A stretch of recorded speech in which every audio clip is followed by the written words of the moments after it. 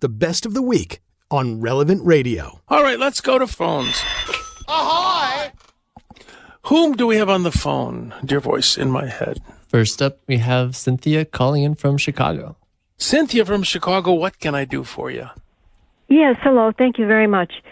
My sister, before she passed away, adamantly asked that we sprinkle her ashes in the ocean, and I said that I would. But after she passed away, I told this to my pastor, and my pastor said that it cannot be done, that she has to either be put in the ground, the ashes have to be put in a columbarium or into a mausoleum. Yeah. I don't know what to do. Well, what I would do is this.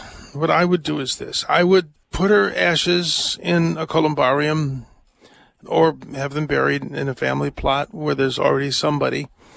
And what I would do is, do you have anything that was precious to her? Like, you have pictures of her, right? Yes. Mm-hmm.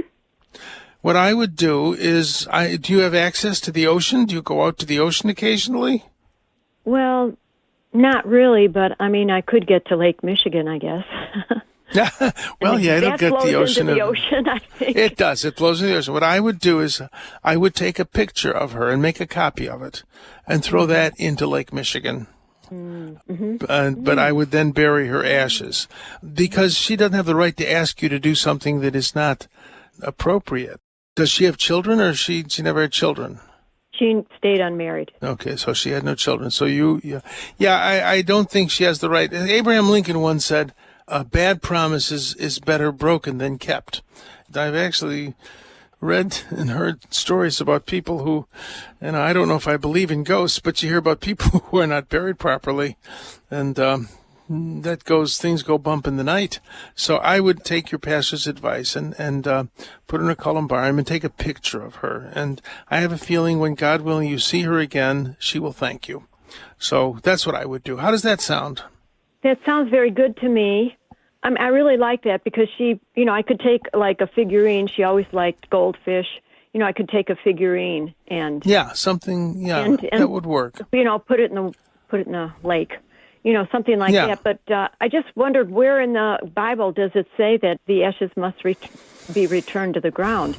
I mean, I understand where it has to be in a place that's respectful. Well, it's ashes to ashes and dust to dust. That means ashes. No, the natural process. It's not ashes to water. It's ashes to ashes and dust to dust. That's a biblical idea. And since Old Testament times, we've always buried people.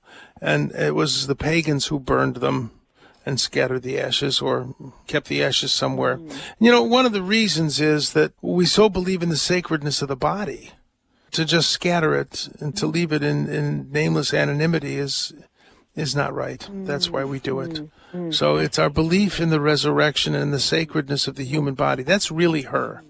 A lot of people believe that we're souls trapped in flesh. We're not souls trapped in flesh. We're incarnate spirits. My body really is me and deserves respect. So it's out of respect for the body that we do this. Does that help a little? Yes, it does a lot. It really does. Thank you. Good. That's what I would do. You're doing your best to honor her request in a way that is reasonable and moral. So that's what I would do. The goldfish idea sounds good. All right, and if you put a picture in, make sure it's biodegradable paper. We don't want you littering. I don't want to get anybody in trouble. All right, God bless. You can join me and listen on the Relevant Radio app to Father Simon Says live each weekday at 1 o'clock Central. And thanks for listening.